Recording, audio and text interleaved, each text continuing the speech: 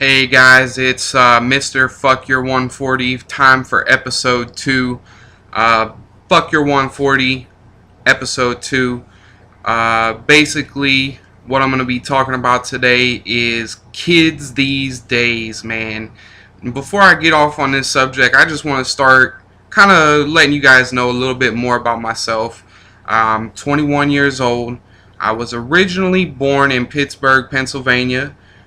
Bleed black and gold all the way. Go Stillers. Stillers. Which I did live there until I was about 9. Grew up single mom, no dad around. Uh, from there, we moved to College Station, Texas, which is home of the Texas A&M Aggies. Whoop! Didn't go to school there, but I like doing that, so representing College Station. I lived at College Station till I was 18, and that around that time is when I met my girlfriend, whom I've been with for about 5 years now. Basically, after I met her, probably about 2 years later, we moved up here to Chicago. Actually, a small town outside of Chicago. And actually, all of this is kind of just more simplified for you guys, because if I really tried to explain it, we'd be here for fucking ever. So I just wanted to kind of break it down simple for you. I know you guys may be thinking move around a lot, but really, it was just kind of keeping it simple, making my life less of a story, and just kind of getting straight to the point. Basically today, talking about kids these days, man. And you know what? It's so crazy watching, from the time I was a youngster, growing up in Pennsylvania, even teenage years, growing up in College Station, Texas.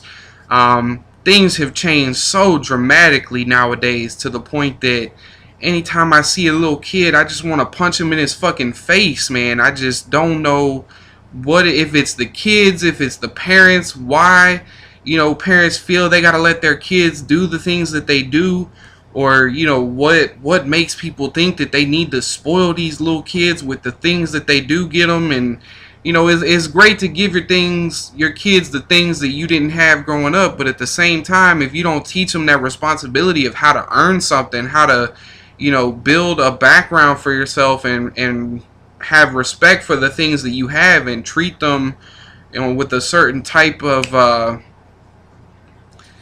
just having that appreciation for things, because of the fact that it was just handed to you, fucking straight to your mouth. Sometimes you see these kids, when I was growing up as a kid, it was, don't ask me why.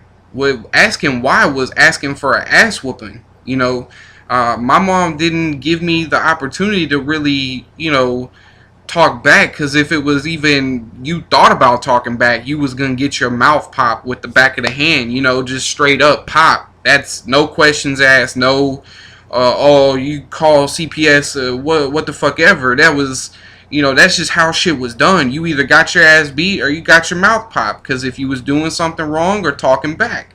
And it seems like a lot of kids nowadays, it's like the parents are afraid to do those things because of the threats to people getting up in somebody's business that they don't know shit about. And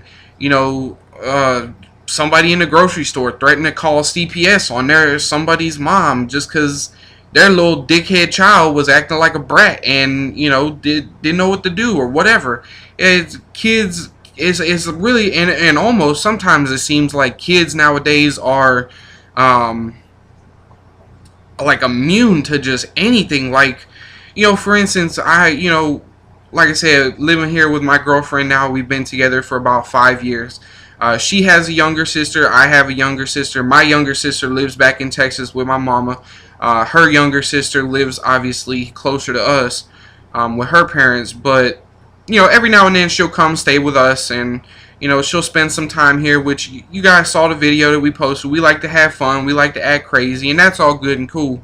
But certain things, it's like it doesn't even faze her. Like she can you just get so disrespectful towards parents, and The punishment nowadays is, well, I'm going to ground you with this, and I'm going to ground you from that, and I'm going to take away this, and I'm going to take away that. And sometimes it's like, because the kid isn't fazed by it, because, they know eventually they're going to get those things back, it just doesn't make a difference. Like, when I was a kid and I did some of these things that I see youngsters doing nowadays, I got my ass beat to the point where I was scared shitless to do that stuff again. It was, don't steal a pack of bubble gum just because you thought, well, whatever. My mom dragged me back to the store, and the owner called the cops and fucking, did that whole little spiel.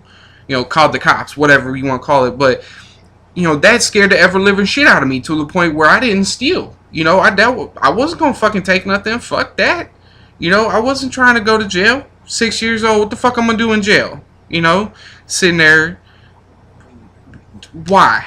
No. But, kids nowadays, it's like, oh, I take away your phone for 2 weeks. And so the kid waits it out, 2 weeks, they get their phone back, and, that's back to back, whatever, go back to normal. It's, hey, I did my time, I got my phone back, my shit's back to normal, I'm cool, you're cool, I'll go back to being me. That's not a way for kids to learn. Like, you gotta get it into these kids nowadays. We're talking about our next generation that could potentially be the death of this fucking country, because kids in America don't have, a lot of kids in America, I shouldn't say all kids in America, but a lot of kids in America have so many luxuries and things that they don't need, that they've lost appreciation for just the small things. We used to go, man, it was winter break, or snow days, or whatever the fuck you want to call it. We get that time off, boy, all we did was played outside. I don't care how fucking cold, if it was 32 below or fucking shit, just zero. We was outside building snowman, having snowball fights, fucking around, playing in the snow, writing our names in piss and shit, just doing things that kids do. But nowadays, it's like kids, you see so many kids pasted in front of a screen, and that's like how their parents watch them, or entertain them, or whatever. But it's like, why? You're raising a zombie. And that's where I see everybody looks at the zombie epidemic like, some weird cure for something is going to cause a zombie outbreak, or some fucked up medicine that turns people into zombies. I'm talking about all these fucking kids pasted in front of computer screens and cell phones and iPods and what the fuck ever it is, that they're fucking glued there like a goddamn zombie. And next day, all this technology shit is just gonna fall to shit, and these kids are gonna fucking lose it. And that's what scares me more than any other fucking kind of thought about a zombie apocalypse or some shit. Kids nowadays, it really just trips me out to see. Like, I used to work customer service. This is a good story for you guys. I used to work customer service for T-Mobile, big cell phone company. Recently, all these nice cell phones with different technologies and stuff like that. Well, when I worked for T-Mobile is when the first Android-based device came out. You remember the G1, guys? Man, I'm talking, that shit was hot as hell at the time. We got trained on it. We got, all these we got to play with the phone a couple weeks before it came out, and people asking all the information. Oh, when the G1 coming out? When the G1 coming out? That was our shit. We was able to kind of have the one up on that.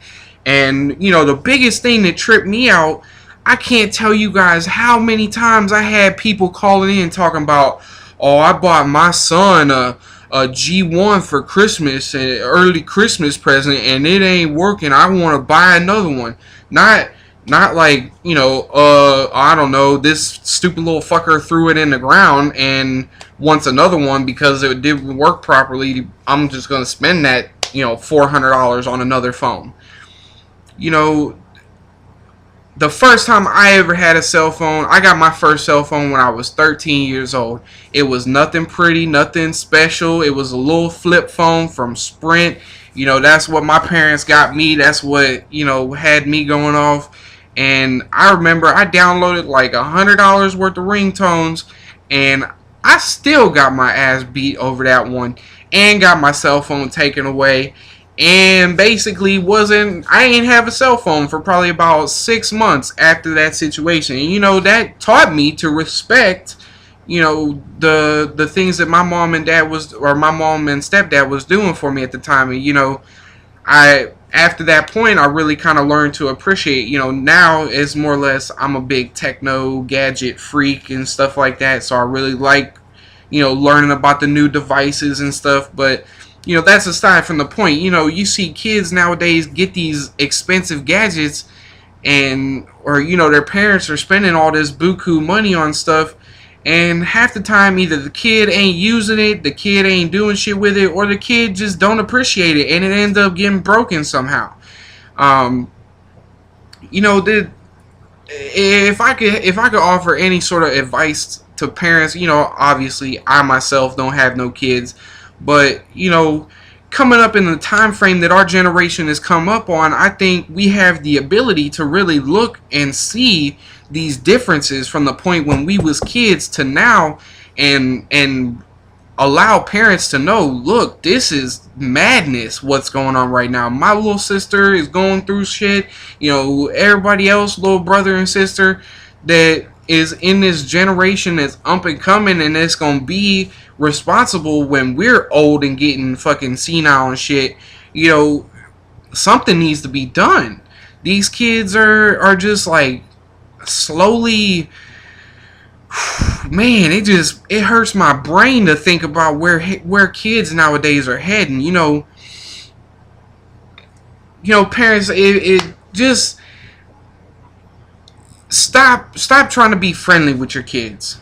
As a former kid myself, and as a up and coming adult, I've grown, especially with the fact that my mom lives in Texas, about 1,200 miles away from me right now.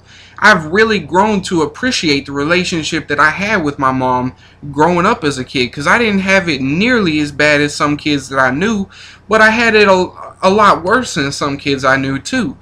And that's, we're not trying to have a dick measuring contest. We're not trying to say who has it worse, who has it better. The fact of the matter is kids have enough friends. Kids are going to have friends at school. Kids are going to have friends at activities. Kids are going to make friends. They don't need a friend from their parent. They need a fucking parent. They need somebody who's going to be there to say, you're acting like a little ignorant asshole. You're not going to have this. You're not going to have that. And go lie over the bed, because I'm going to come in there with a belt, and I'm going to beat the ever-living shit out of you till it goes through your thick-ass skull. That's what fucking kids need.